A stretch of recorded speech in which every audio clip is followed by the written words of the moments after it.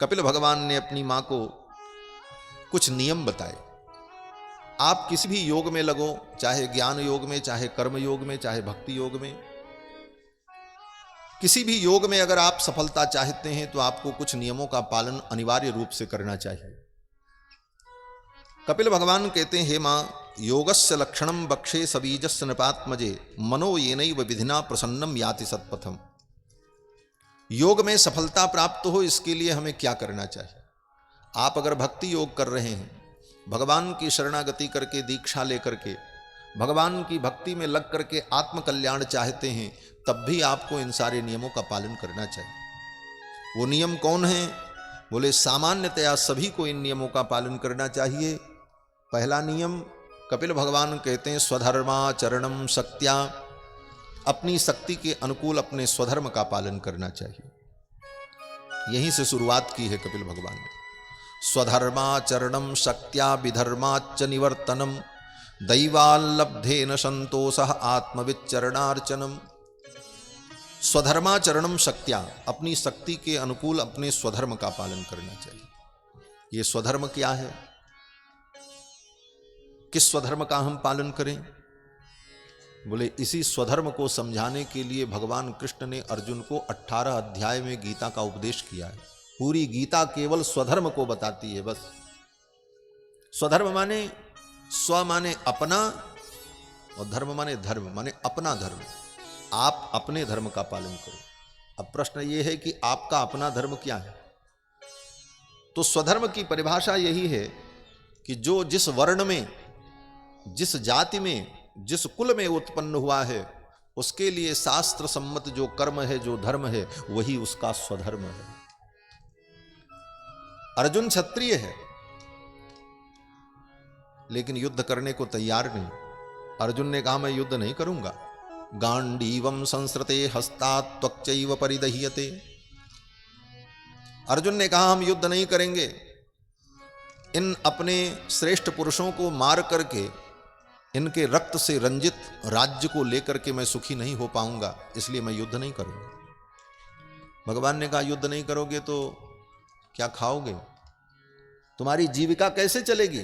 तुम राजा हो, क्षत्रिय हो, और क्षत्रिय का धर्म है राज्य करना, प्रजा से कर वसूल करना, प्रजा का पालन करना, यही उसकी जीविका है। अर्जुन ने कहा हम भिक्षा मांग करके भोजन कर लेंगे, जंगल में चले जाएंगे, कंदमूल फल खा करके जीवन यापन कर लेंगे, लेकिन राज्य के लिए युद्ध नहीं करेंगे। न योत्सैति गोविंद, हे गोविंद मैं युद्ध नहीं करूंगा। भगवान ने कहा ये तो अपने स्वधर्म को छोड़कर दूसरे के धर्म का पालन करना चाहते। भिक्षा मांग करके भोजन कर लेना ये तो ब्राह्मण का धर्म है। जंगल में कंदमूल फल खा करके जीवन यापन कर लेना ये ब्राह्मण का धर्म है, ये क्षत्रिय का धर्म नहीं है। और ये अपना धर्म छोड़कर अपने धर्म को हीन समझ रहा है और दूसरे के धर्म को श्रेष्ठ समझ रहा है। जब ये भ्रम की स्थिति उत्पन्न हो जाए कि व्यक्ति अपने धर्म को हीन समझ ले और दूसरे के धर्म को श्रेष्ठ समझ ले और अपने धर्म को छोड़ करके दूसरे के धर्म का पालन करने लग जाए, ये महान अधर्म है। इस अधर्म को छोड़कर अपने स्वधर्म का पालन करना, यही सनातन धर्म है। और यही समझाने के लिए भगवान ने अर्जुन को 18 अध्याय गीता सुनाई, और उसका परिणाम हुआ कि जो अर्जुन युद्ध से भाग रहे थे उन अर्जुन ने कहा कि महाराज अब आपकी जो आज्ञा होगी मैं करूंगा। भगवान ने कहा युद्ध करो, माम अनुस्मर युद्ध च। अर्जुन ने गांडीव उठा लिया और युद्ध किया, अपने स्वधर्म का पालन किया। गीता में भगवान ने अर्जुन को समझाते हुए कहा कि स्वधर्मे निधनम श्रेयः परधर्मो भयावह। हे अर्जुन, अपने स्वधर्म में मर जाना अच्छा है, लेकिन दूसरे के धर्म का पालन नहीं करना चाहिए। जिसका जो धर्म है वही धर्म उसका कल्याण करेगा, दूसरे का धर्म उसका कल्याण नहीं करेगा। स्वल्पमप्यस्य धर्मस्य त्रायते महतो भयात्। तुम अपने धर्म का स्वल्प पालन भी करोगे तो वो तुम्हारा धर्म तुम्हारी रक्षा करेगा, और दूसरे के धर्म का तुमने पूरा पूरा पालन किया लेकिन समय आने पर वो धर्म तुम्हारी रक्षा नहीं करेगा, क्योंकि वो तुम्हारा धर्म ही नहीं था। क्यों?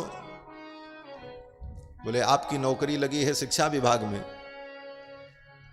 शिक्षा विभाग भी सरकार का है और पुलिस विभाग भी सरकार का है।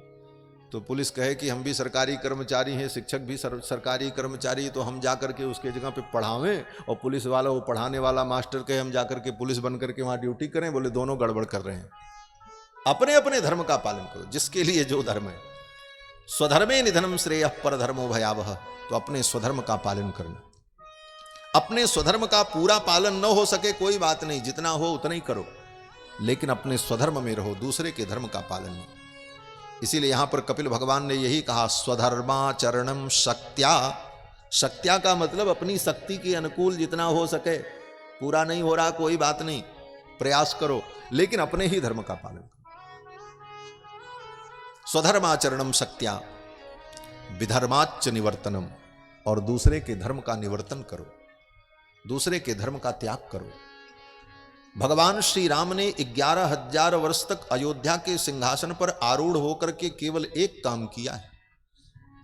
कथा बहुत आप सुनते हैं, लेकिन कथा का सार समझ लो। 11,000 वर्ष तक राम जी अयोध्या के सिंहासन पर बैठ करके केवल एक काम करते थे, अपनी प्रजा को प्रवचन सुनाते थे, उपदेश देते थे। और क्या उपदेश देते थे? कि तुम लोग अपने अपने धर्म का पालन करो, बस यही उपदेश। वाल्मीकि रामायण में पढ़ लेना। महर्षि वाल्मीकि लिखते हैं कि चातुर्वर्ण्यम च लोकेस्मिन् स्वे स्वे धर्मे नियोक्षति। चारों वर्ण के लोगों को उनके उनके धर्म में राम जी ने लगाया। 11,000 वर्ष तक यही काम किया राम जी ने, और अपने अपने धर्म का पालन करते हुए प्रजा के लोग सुखी थे। इसलिए राम राज्य जैसा राज्य आज तक हुआ नहीं। यही राम राज्य की विशेषता। राम राज्य बैठे त्रिलोका, हर्षित भये गए सब शोका। सबके शोक समाप्त हो गए। क्यों? बोले सब अपने स्वधर्म का पालन करते थे, अपने स्वधर्म को किसी ने नहीं छोड़ा। इसलिए राम राज्य में सब सुखी थे। आज भी हम राम राज्य की परिकल्पना करते हैं, लेकिन यह परिकल्पना तभी सार्थक होगी जब लोग अपने स्वधर्म का पालन करें। कपिल भगवान ने कहा कि अगर आप भक्ति में, ज्ञान में, योग में कहीं भी आगे बढ़ना चाहते हैं तो अपने स्वधर्म का पालन करो।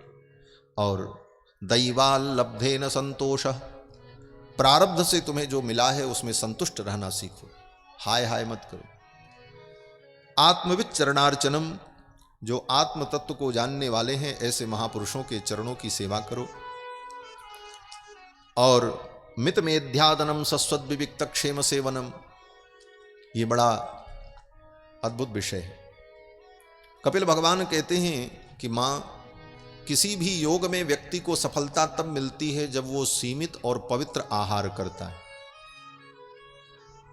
बहुत भक्ति करो, खूब तीर्थों में जाओ, कुछ सफलता नहीं मिलेगी अगर होटलबाजी करते रहे तो। शुद्ध आहार जब तक नहीं होगा तब तक न भजन सफल होगा, न साधना सफल होगी, न मंत्र सफल होगा। नोट कर लेना। कोई कितनी भी बड़ी बात कहे, मैं बहुत फैक्ट कह रहा हूं, एकदम सही कह रहा हूं। आहार की शुद्धि जब तक नहीं होगी तब तक कोई भी साधना सफल नहीं हो सकती। मित मेध्यादनम सस्वद विविक्त क्षेम सेवनम। आहार कैसा हो? बोले सीमित हो और पवित्र हो। पवित्र आहार करने से ही पवित्र बुद्धि होती और पवित्र दिनचर्या हमारी हो। गीता में भगवान श्री कृष्ण ने कहा कि युक्ताहार विहारस्य युक्त कर्मस्य चेष्टसु युक्त स्वप्नावबोधस्य योगो भवति दुःखः। योग हमारे दुख का हरण कब करता है? कहते हैं युक्ताहार विहारस्य, जब हमारा आहार विहार युक्त होगा, व्यवस्थित होगा, पवित्र होगा, तभी हमें योग में सफलता मिलेगी। इसलिए आहार पर बहुत विचार करना चाहिए। और हमारे यहां कहा गया कि रोटी और बेटी पर बहुत विचार करना चाहिए। रोटी से शरीर बनता है और बेटी, बोले जब बेटी आएगी किसी के घर से अथवा किसी के घर आपकी बेटी जाएगी तो वही संतान को उत्पन्न करेगी। तो शरीर की उत्पत्ति बेटी के द्वारा है और उत्पत्ति होने के बाद उस शरीर का संरक्षण रोटी के द्वारा है। शरीर उत्पन्न होगा किसी न किसी बेटी के द्वारा ही होगा।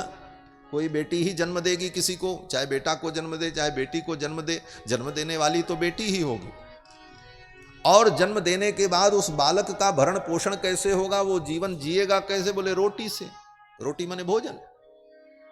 तो जब बेटी भी शुद्ध रहेगी और रोटी भी शुद्ध रहेगी तभी हम सनातन धर्म का पूर्ण पालन कर पाएंगे, तभी शुद्धता रहेगी। इसीलिए अंतरजातीय विवाह और आहार की अशुद्धि, ये दो चीजें हमारे सनातन धर्म को विकृत कर देंगी। सनातन धर्म की रक्षा की सभी लोग बात करते हैं, सनातन धर्म की रक्षा हो, सनातन धर्म कैसे बचे, सनातन धर्म का विस्तार कैसे हो। बोले उसका यही दो सूत्र है।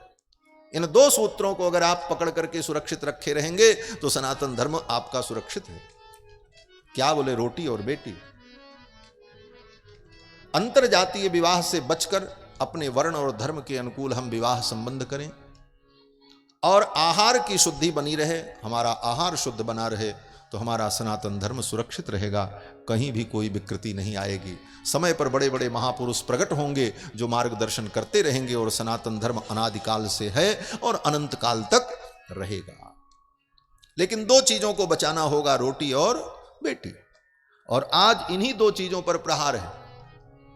आज राष्ट्र की सरकारें और यहां के तथाकथित समाज सेवक और समाज के कर्णधार लोग यही कहते हैं, बोले ये वर्ण व्यवस्था खत्म करो, ये सारी व्यवस्थाएं खत्म करो, सबका खून एक जैसा है, अंतरजातीय विवाह को प्रोत्साहन दो और कहीं किसी के यहां कहो कोई स्पर्श का विवेक मत रखो, पवित्रता अपवित्रता और छुआछूत को हटाओ। बोले छुआछूत के बिना तो दुनिया नहीं चलेगी। कोरोना ने छुआछूत सबको सिखा दिया खूब बढ़िया से। कोरोना आया तो बाप बेटे को छूने को तैयार नहीं, केवल प्राण चले जाएंगे। छुआछूत तो तुम भी मानते हो, हमारे शास्त्रकारों ने उससे भी सूक्ष्म चिंतन किया है। इसलिए क्या अपवित्र है क्या पवित्र है, उसे छूना है कि नहीं छूना है, इन विषयों पर विचार किया ऋषियों ने। इसलिए सीधे सीधे छुआछूत को दोष कह करके आप इसका तिरस्कार करके आप सुरक्षित नहीं रह सकते। कोरोना ने सबको सिखा दिया कि छुआछूत का कितना बड़ा महत्व है। छुआछूत के पीछे कोई द्वेष की भावना नहीं है, छुआछूत के पीछे कोई ईर्ष्या की भावना नहीं है, अपितु एक दूसरे की रक्षा और सुरक्षा की भावना है। इसीलिए शास्त्रकारों ने कहा है कि भाई क्या चीज छूना क्या नहीं छूना, अपवित्र वस्तु को नहीं छूना, अपवित्र वस्तु को नहीं ग्रहण करना, ये सब नियम इसीलिए बनाए। तो इन नियमों का जब हम अपने जीवन में पालन करेंगे तभी हमारा योग भी सफल होगा और भक्ति भी सफल होगी।